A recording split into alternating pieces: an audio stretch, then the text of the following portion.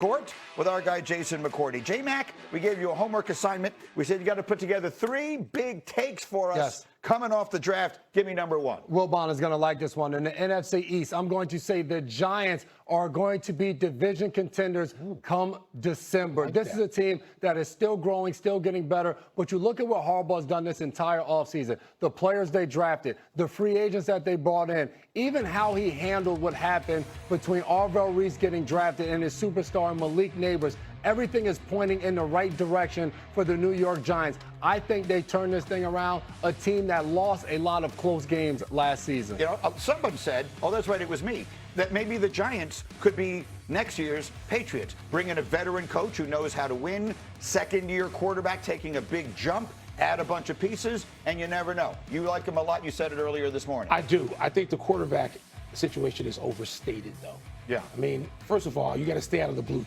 tent, which he doesn't seem to be able to do. Yeah. And I hope he does stay out of the blue tent. But that seems to be a bit overstated. That's the one area where I go, okay, wait a minute. I like you talk about the other pieces. Yeah. I love that. Obviously, the coach. What is the quarterback's situation going to be when we talk about this November 1st? Yeah. Where is he going to be in that evolution? Is he healthy? Because, I mean, you know, Drake may look good as a rookie, but really took that huge step forward in his second year. Neek, you buying it? Yeah, I mean, and I think it's interesting because Drake May had a little bit of the same trouble of putting himself in dangerous situations. So there's hope that I think that can be recovered from. The other question is still about injuries. It's about Malik Neighbors staying healthy, Cam Scatterbo staying healthy. They certainly have all the pieces and an experienced coach that's been one of the most stable coaches in football for a while. So I think the expectation is that they do improve and compete in the NFC East. I'm going to get to the next one. I'll get Jeff in on that one. Joe, what's the next big take you brought with us about a big quarterback? This one's going to be a little bit spicy. Joe Burrow in the AFC. I'm going to say the Cincinnati Bengals have the best shot at getting to the Super Bowl this season. You talk about the offensive weapons that we already know they have. They are of plenty. But the moves they've made on the defensive side of the ball, starting with Dexter Lawrence, and then bring over other veterans that won Super Bowls in their past to help beef up this defense. This is going to be the best defense Burrow has had since he went to the Super Bowl back in 2021. Jeff Darlington, you look perplexed. What's up, Jeff? I don't even know what to say. I mean, I respect everything you ever say except for maybe this. There's nothing. What are we talking about? The Bengals have done nothing to show that they are anywhere near. I don't even know if we can say that they're going to win the division, let alone contend for a Super Bowl. Or is this the time of year where we just forget about Patrick Mahomes again? I get it, the knee, the whole deal. Yeah. Is this really the time of year that we're going to do that and pretend that Patrick Mahomes is not in the NFL? They got sexy. Patrick Mahomes is still banged up, and the Bengals, Dominique Foxworth, are the only team in the AFC North who's bringing back their head coach. Yeah. Every other team is in a state of flux. Oh.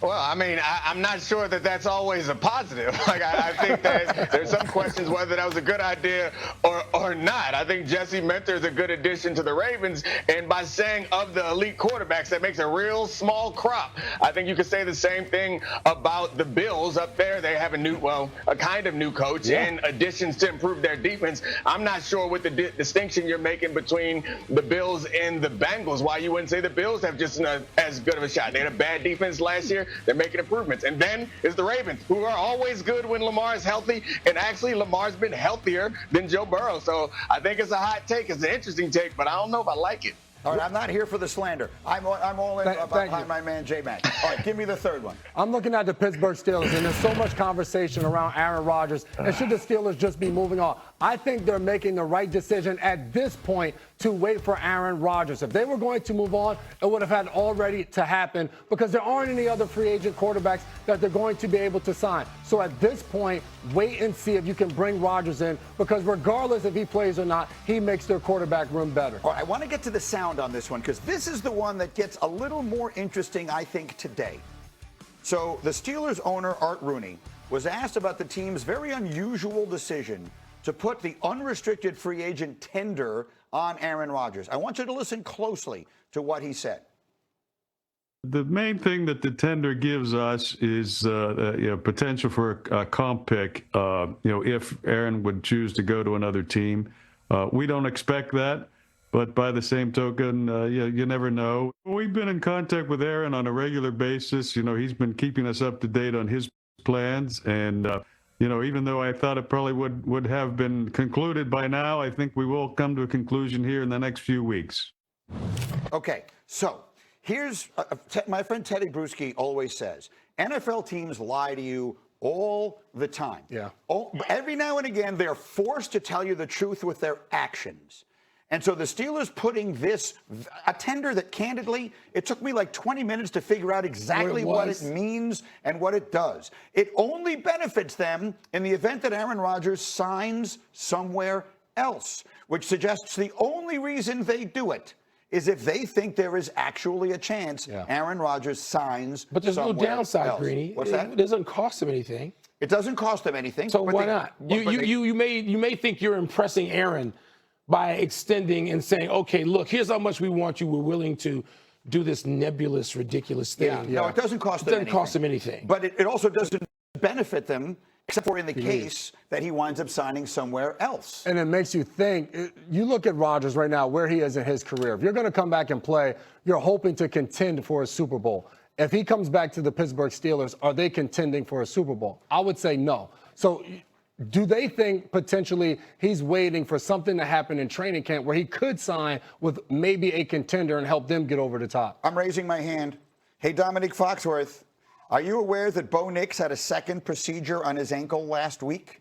If we wanted to engage in just reckless and pointless speculation, now let me take out the pointless, reckless and pointed speculation, Bo Nix had a second procedure on his ankle last week. Rodgers of the Broncos were connected in conversations. We talked about them, him maybe going there before he wound up going to the Jets. Who knows how different history would have looked. I'm just saying, if the Steelers are if the Steelers are making an action that suggests there's at least some chance he signs somewhere else, it behooves us to think about where that somewhere else might be, where might they need a quarterback, and maybe Denver, through this circumstance, finds themselves there. What do you think of the whole thing, Neek?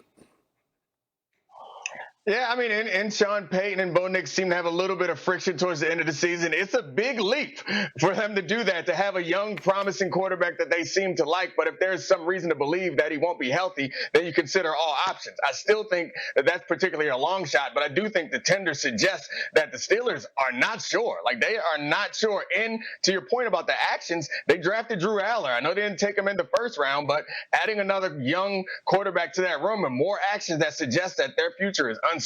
Yeah, very quick final word. Maybe make it clear. I'm not saying he's going to Denver. Please don't say Mike Greenberg thinks that I don't think he's going to Denver. I'm just trying to throw situations out there that would seem like a possibility. Jeff, go. Final word. It opens the door to that kind of speculation. I get it. But the one thing I'd point out, the real speculation here is this suggests a lack of trust and a lack of communication if they don't know for certain that Aaron Rodgers is not going to sign with another team. Seemed worth mentioning. Coming up, a Hollywood horror